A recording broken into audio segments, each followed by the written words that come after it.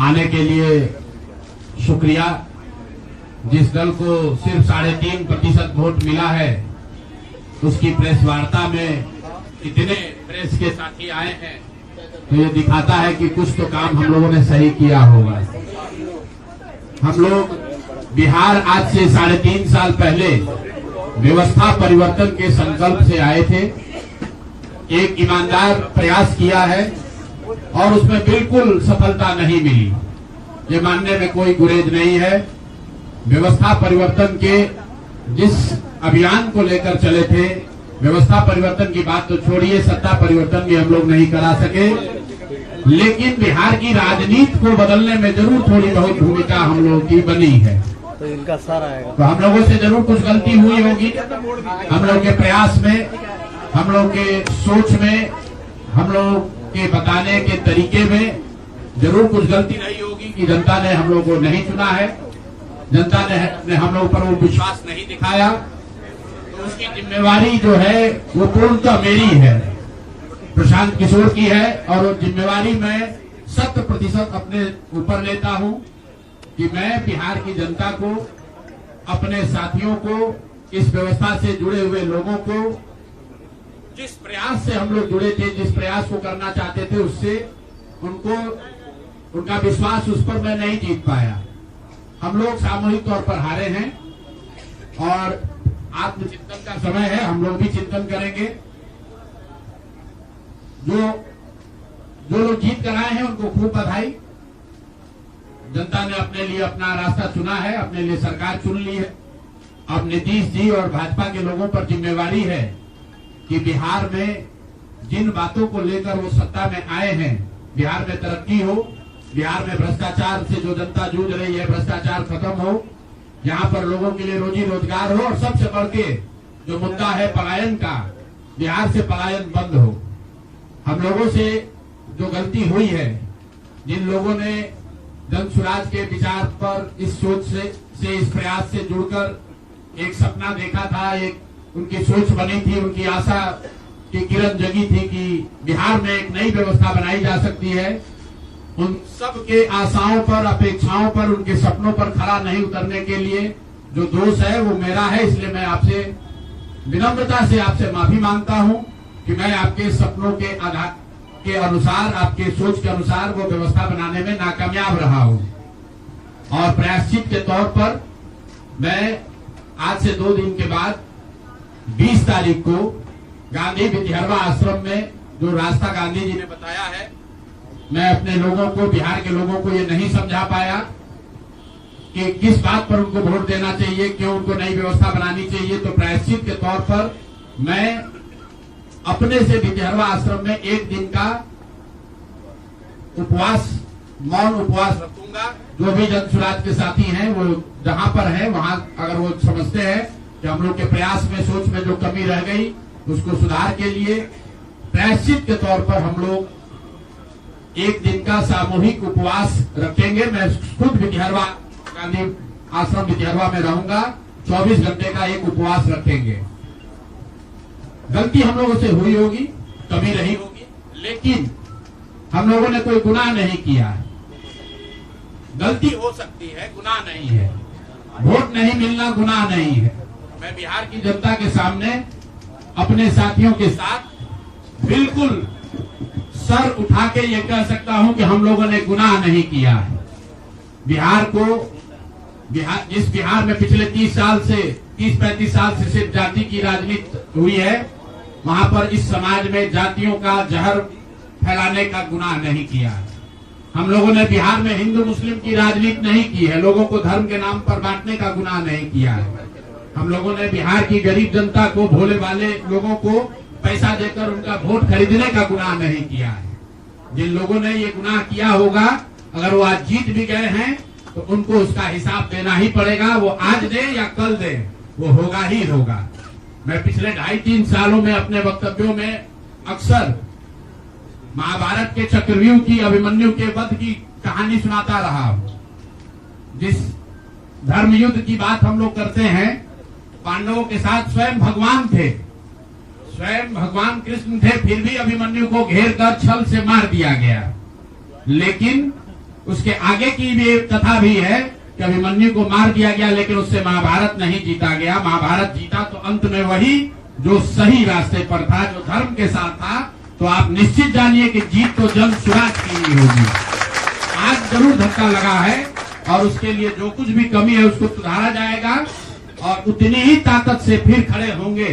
अगर आप ये कुछ लोग ये सोच रहे हैं कि मैं बिहार छोड़ दूंगा, तो आपका ये भ्रम है। अंग्रेजी में एक फ्रेज है, you are not defeated till you quit. जब तक आप छोड़ेंगे नहीं तब तक आप हार नहीं सकते हैं।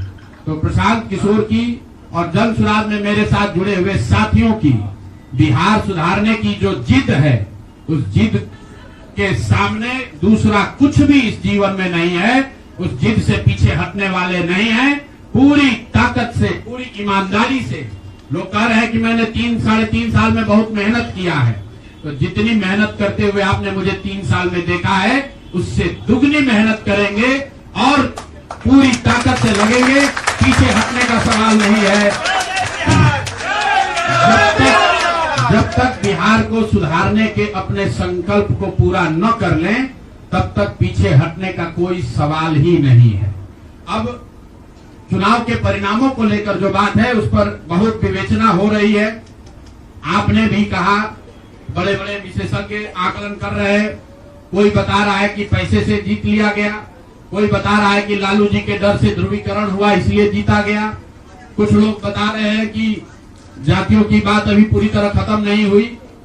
मैं यहाँ चुनाव के विश्लेषण के लिए नहीं बैठा हूँ, लेकिन एक बात तो बिल्कुल स्पष्ट है कि पहली बार स्वतंत्र भारत के इतिहास में और खासकर बिहार में पहली बार ऐसा हुआ है कि कोई चुनाव जिसमें सरकार ने करीब करीब 40,000 करोड़ रुपया जनता के पैसे को खर्च करने का वादा किया है।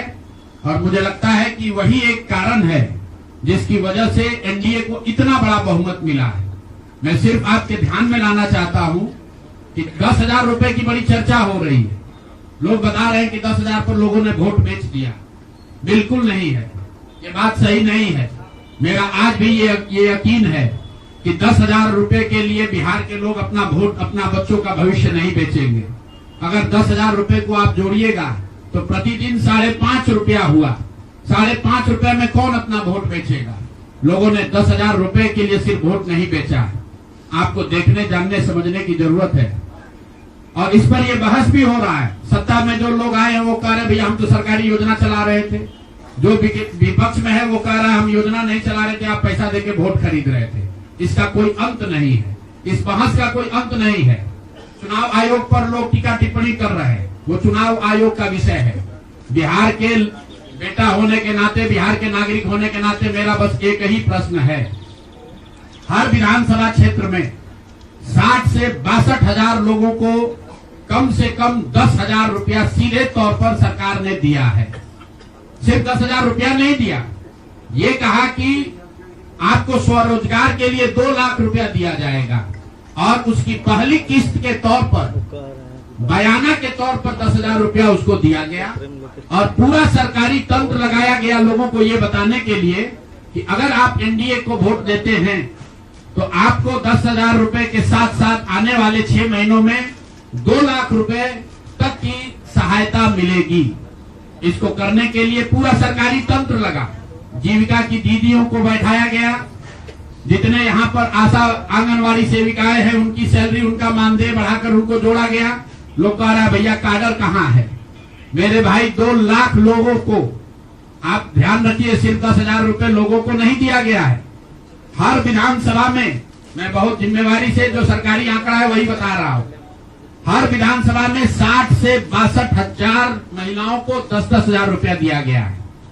करीब करीब 1 लाख आंगनवाड़ी सेविका, आशा वर्कर और ममता की से जुड़ी हुई महिलाओं को करीब करीब सरकार ने 10,000 करोड़ रुपया अलग से दिया है। इसके साथ ही विकास मित्र और टोला सेवकों को 25,000 रुपया एक बार में, और जो लोग प्रवासी मजदूर बाहर से आए उनको 5,000 रुपया दिया गया है कपड़ा के नाम पर। तो कुल मिलाकर 29,000 करोड़ रुपया, करीब करीब 29,000 करोड़ रुपया बांटा गया है। 40,000 करोड़ रुपए की योजनाओं की घोषणा की गई है। अब हम यहाँ इसलिए नहीं बैठे हैं ये कहने के लिए कि इसी वजह से हम लोग चुनाव हार गए।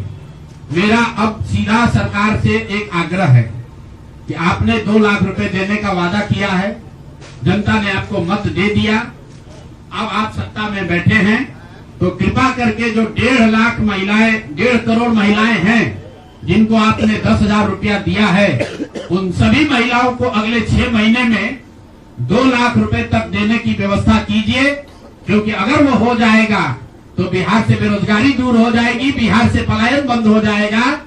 और अगर आपने ये नहीं किया तो ये बिल्कुल स्पष्ट हो जाएगा कि आपने ये 10,000 रुपया किसी योजना के तहत नहीं दिया था, सिर्फ और सिर्फ वोट खरीदने के लिए दिया था।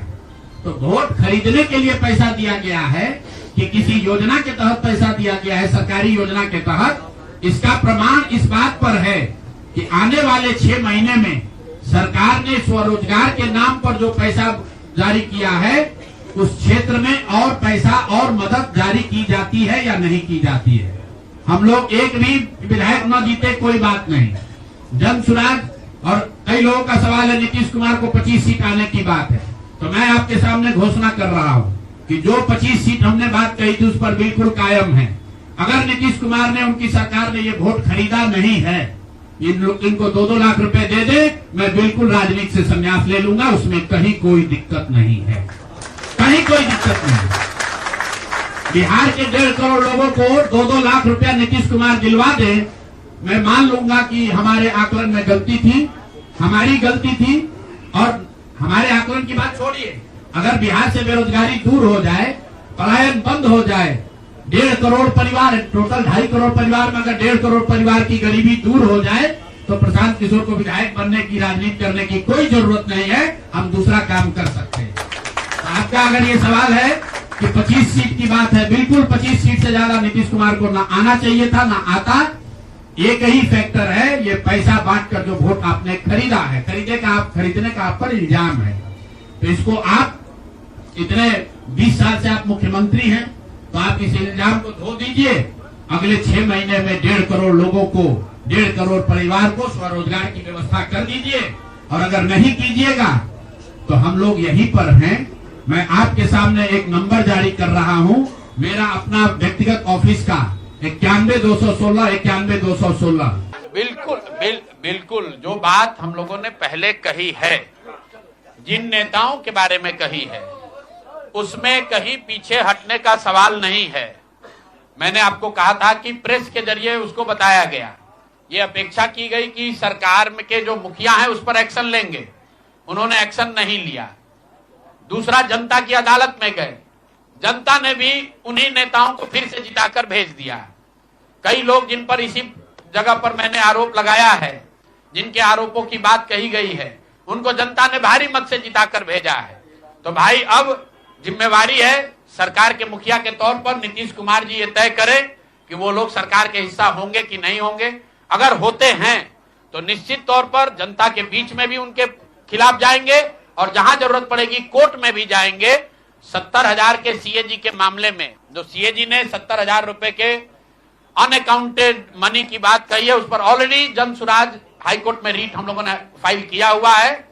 जहां तक व्यक्तिगत मामले हैं, जिन 4 नेताओं के बारे में बात की गई है, जैसे ही मंत्रिमंडल बनता है और अगर वो लोग फिर से सरकार में शामिल होते हैं, सरकार के हिस्सा बनते हैं, तो हम लोग निश्चित तौर पर न्यायालय का दरवाजा खटखटा। नहीं मिलना गुनाह नहीं है, वोट नहीं मिलना क्राइम नहीं है, हमने भ्रष्टाचार नहीं किया है, हमने हिंदू मुस्लिम नहीं किया है, हमने जाति की राजनीति नहीं की है, हमने वोट नहीं खरीदा है। चलिए आगे बढ़िए। पूरे प्रेस वार्ता में एक ही व्यक्ति को नहीं पूछेंगे। आपकी चुनाव की लड़नी क्या है और जो वोट चोरी का मुद्दा बाकी विपक्ष उठा रहा है उस पे मैं वोट चोरी के मुद्दे पर हम लोग का स्टांस जो है वो बिल्कुल क्लियर है पहले दिन से। ये बिहार का मुद्दा नहीं है। जो चुनाव की पूरी प्रक्रिया है उसमें वोटर लिस्ट बनने से लेकर आचार संहिता के अनुपालन का, वोटिंग के दिन के, जैसे यहाँ पर आप जीविका की दीदियों को बाकायदा आपने मोबिलाइजर बनाकर सरकारी व्यवस्था के तहत बूथ में बैठाया है। तो पूरे आचार वोटर लिस्ट बनाने की प्रक्रिया, आचार संहिता के अनुपालन की प्रक्रिया, वोटिंग के दिन जो हो रहा है वो, उसमें सरकारी तंत्र का इस्तेमाल, दुरुपयोग या उपयोग, और वोटिंग के बाद जो महाराष्ट्र से लगातार दिख रहा है कि अंतिम 2 घंटे में 15%, 20% एक्स्ट्रा वोट होना, फिर चुनाव आयोग का उसका डिटेल नहीं जारी करना, और 3 दिन के बाद ये बताना कि इतना वोट हो गया। ये बड़े मुद्दे हैं। हम लोग बहुत छोटी पार्टी हैं, हम लोग को तो इतना नहीं ताकत है, लेकिन आपके माध्यम से मैं ये जरूर देश के विपक्ष को ये कहना चाहूंगा कि इस पर गंभीरता से बात करने की, और इसको जरूरत पड़े तो सुप्रीम कोर्ट में ले जाने की जरूरत है कि आज के तारीख में, आज की स्थिति में जो आचार संहिता पहले से बना हुआ है वो कितना कारगर है या नहीं कारगर है। अगर सिर्फ इसमें वोटिंग रोल की बात नहीं है, एसआईआर सिर्फ वोटिंग रोल की बात है, लेकिन जिस तरह से वोटिंग हुई है, आप बताइए कि सुरक्षा कर्मियों में होम गार्ड को यहीं पर इसी बिहार में लालू जी की जब सरकार थी, पीएम सेशन का जमाना था, उन्होंने कहा था कि नहीं कोई लोकल आदमी यहाँ चुनाव की प्रक्रिया में हिस्सा नहीं लेगा, होम गार्ड का कोई आदमी हिस्सा नहीं लेगा। उसी बूथ पर आप आज के चुनाव आयोग ने उस जीविका दीदी को बैठाया है, इसको एक तरीके से सरकार ने कॉन्ट्रैक्ट दिया है कि आपको इतने लोगों को वोट दिलवाना है। मैं आपको एक उदाहरण देता हूं, मधुबनी विधानसभा क्षेत्र है, मैं डिटेल में नहीं जाना चाहता था लेकिन आप कुरेद रहे हैं। मधुबनी विधानसभा क्षेत्र है, वहां से उपेंद्र कुशवाहा जी के पार्टी के उम्मीदवार चुनाव जीत कर आए हैं। मैं पूरे यहाँ पर जितने मीडिया के साथी हैं, जितने यहाँ चुनाव के विशेषज्ञ हैं, आप भी यूट्यूबर हैं, मैं दावा कर रहा हूं आज हो 5 महीने के बाद हो, आप मधुबनी विधानसभा क्षेत्र में जाइए, वहां पर एनडीए के प्रत्याशी को 1 लाख से ज्यादा वोट आया है। एनडीए को वोट मिला, 10,000 रुपए के लिए मिला, नहीं मिला छोड़िए, हम इस बात से दंग हैं कि मधुबनी में कितने लोग ऐसे हैं वोटर जो कि उपेंद्र कुशवाहा जी के पार्टी का सिंबल भी जानते हैं। भाई अलायंस वोट तो उनके पार्टी के सिंबल को पड़ा है ना, अलायंस का कोई सिंबल नहीं है।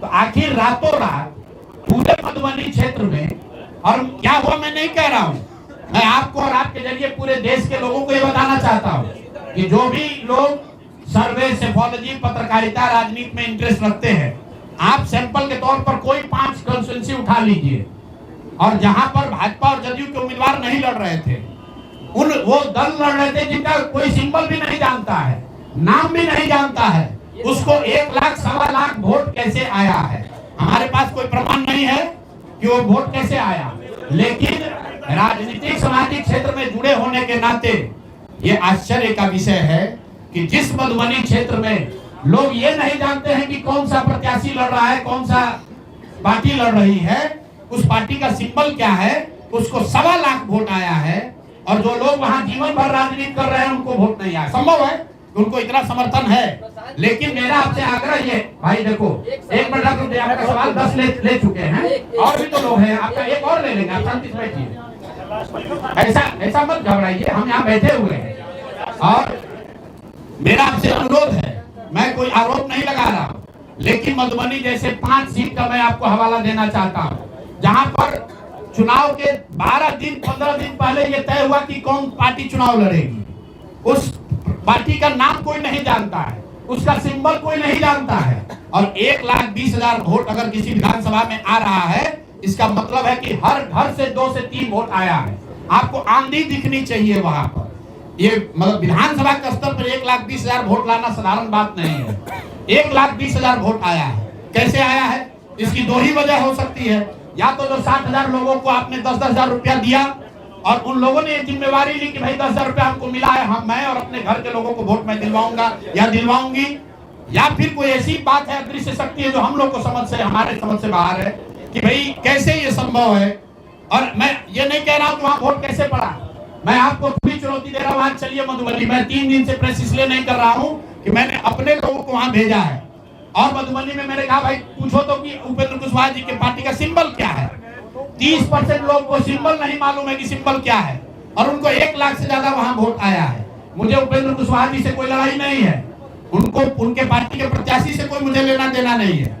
मेरा सिर्फ ये कहना है कि ऐसी कौन सी विधा है कि हम लोग 3-3 साल का एक विधानसभा में घूम रहे हैं, लोगों को ये नहीं मालूम है कि जन स्वराज का चुनाव चिन्ह क्या है।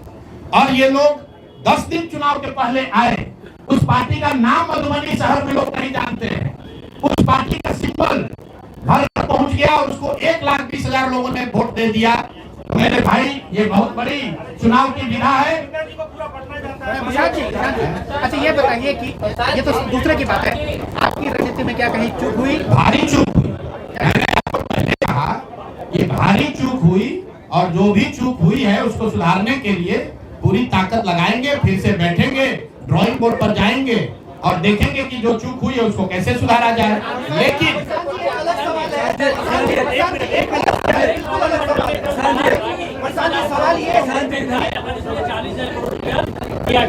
नहीं, जो टोटल पैसा सरकार ने अनाउंस किया है सितंबर अक्टूबर में, अगस्त और सितंबर को अगर आप जोड़ लेंगे तो कुल 18 योजनाओं की सरकार ने घोषणा। चुनाव के समय जो सत्तारूढ़ पार्टी होती है वो नए योजनाओं की घोषणा वो करते ही है। कुल जो सरकार ने घोषणा की यहाँ, फ्री इलेक्ट्रिसिटी से लेके युवाओं को बेरोजगारी भत्ता, 10,000 रोजगार के लिए, सारी बातें ठीक है। इसका टोटल बजट हुआ 40,000 करोड़। 40,000 करोड़ में से 29,000 करोड़ रुपए की योजना सरकार ने रोल आउट की। 11,000 करोड़ को तो शुरू ही नहीं किया। और इस 29,000 करोड़ में से जो सबसे बड़ी योजना है वो है स्वरोजगार की योजना, जिसमें हर विधानसभा क्षेत्र में 60 से 62,000 परिवारों में एक एक महिला को 10,000 रुपया दिया गया। और ये कहा गया, सिर्फ 10,000 रुपए को लोगों ने वोट नहीं दिया गया, लोगों को ये कहा गया कि अगर आप वोट देते हैं तो आपको आने वाले समय में 2 लाख रुपए तक की राशि स्वरोजगार के लिए मिलेगी।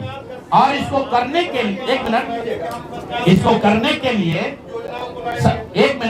करने के लिए सरकार ने जीविका दीदी का पूरा जो नेटवर्क है, 1 लाख से ज्यादा जीविका की दीदियों को और आंगनवाड़ी सेविकाओं को, आशा वर्कर को और जो टोला सेवक है, विकास मित्र है, उनको लैपटॉप खरीदने के लिए 25,000 रुपया दिया गया वन टाइम। अब आप बताइए कि जो टोला सेवक है, जो विकास मित्र है, जिसको आपने 25,000 रुपया दिया है, वो जो लैपटॉप या आईपैड खरीदेगा, उससे बिहार सरकार की योजना का दलितों का क्या सुधार होगा वो सरकार को बताना चाहिए।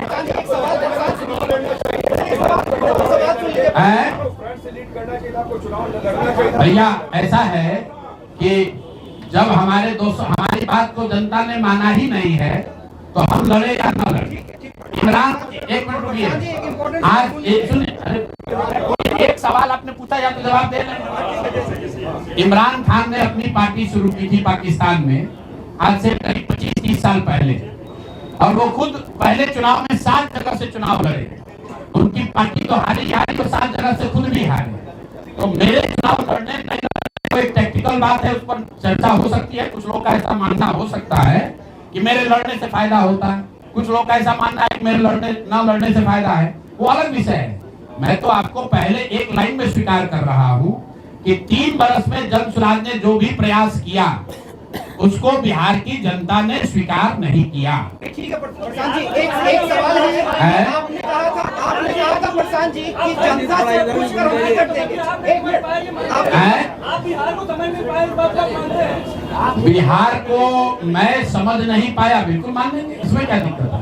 प्रशांत जी आपने कहा, मेरे सुनिए, ऐसा है कि मुझे बिहार की समझ कम है या नहीं है, ये कह देने मात्र से अगर आप बहुत खुश हो जा रहे हैं तो आप खुश हो जाइए कि हमको बिहार की समझ नहीं है।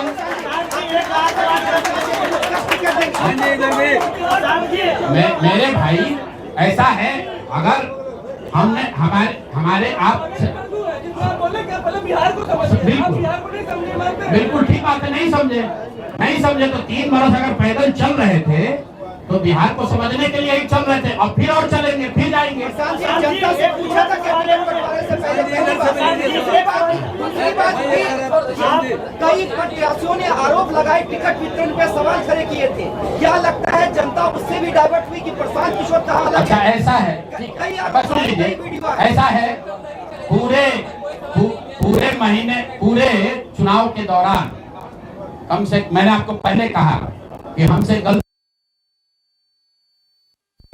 आप लोग जो बात कर रहे हैं वो इस अंदाज में बात कर रहे हैं जैसे प्रशांत किशोर ने कोई गुनाह कर दिया है, बिहार को सुधारने का प्रयास करके कोई गुनाह कर दिया है और आप लोग आए हैं हमारा यहाँ पर पोस्टमार्टम करने। तो आप लोगों का स्वागत है। रुकिए एक मिनट रुक जाइए, आप बहुत भारी पत्रकार हैं, 8-9 सवाल कर चुके हैं और लोगों को भी मौका दीजिए, आपका भी सवाल किया जाए। एक मिनट रुक जाइए, अरे रुक जाओ भाई, एक मिनट रुकिए। जहाँ तक बात है बिहार को समझने नहीं समझने की, तो मैं बिल्कुल कैमरे पर आपसे मान रहा हूँ कि मुझे नीतीश कुमार, लालू जी, सम्राट चौधरी, अशोक चौधरी जैसे धुरंधर नेताओं की तरह बिहार की समझ नहीं है। मुझे नहीं समझ है कि बिहार को जातियों के आधार पर कैसे और बांटा जाए। मुझे इस बात की समझ नहीं है कि बिहार को हिंदू मुसलमान के नाम पर कैसे और बांटा जाए। मुझे ये समझ नहीं है कि 10,000 रुपया देकर कैसे वोट और खरीदा जाए। जिनको समझ है वो लोग जीत कर आए हैं और उनको सत्ता मुबारक हो और बिहार की जनता को वो लोग मुबारक हो। आपने कहा कि अरे रुको भाई, अब इनके सवाल का जवाब दे ले।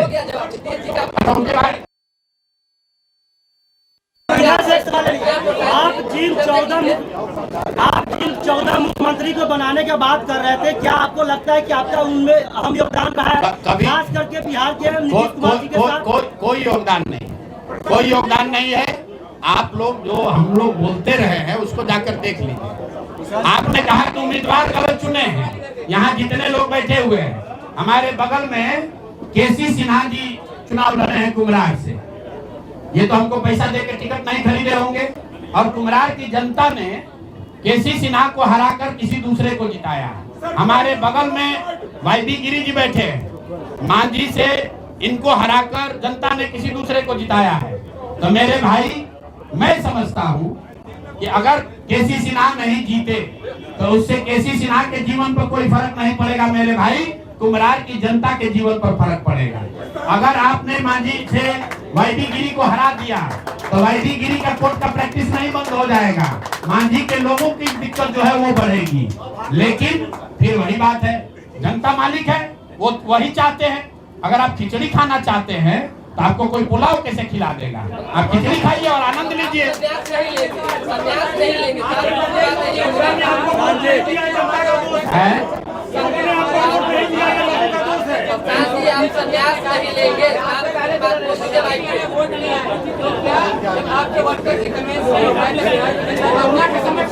नहीं, ठीक बात है। हमने आपको पहले कहा कि नहीं समझा पाए और उसका दोष हम पर है, उसकी जिम्मेवारी हम लोगों पर है। और लेकिन अगर नहीं समझा पाए तो उसको समझाने की जो आगे की जिम्मेवारी है वो भी हम ही पर है।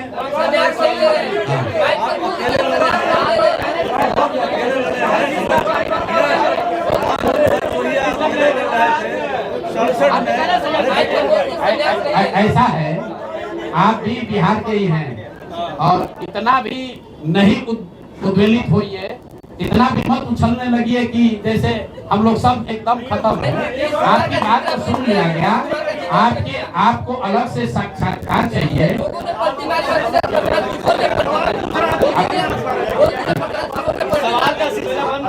चलिए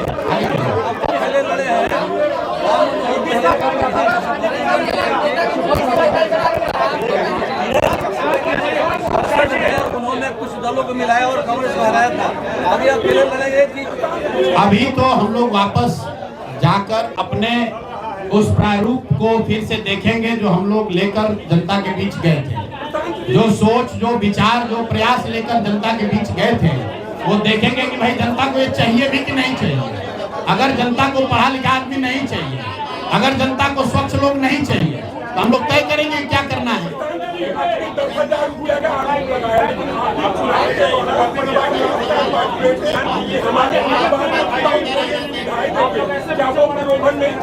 प्रलोभ, देखिए, चुनाव के दौरान वादा करना एक बात है और किसी को रुपया दे देना दूसरी बात है। पहली बार देश के इतिहास में ऐसा हुआ है कि वोटिंग के पहले 2 दिन पहले, 4 दिन पहले आपको बजाता घर बुलाकर 10,000 रुपया दिया गया है और ये कहा गया है कि आप अगर एनडीए को वोट देंगे, नीतीश कुमार को वोट देंगे तो आपको 2 लाख रुपए की और राशि आगे मिलेगी। ऐसा इस देश के राजनीतिक इतिहास में पहले कभी नहीं हुआ है।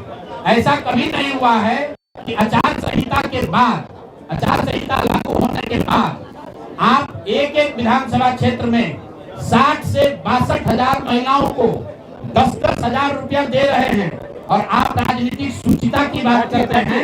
ये बात उचित नहीं है।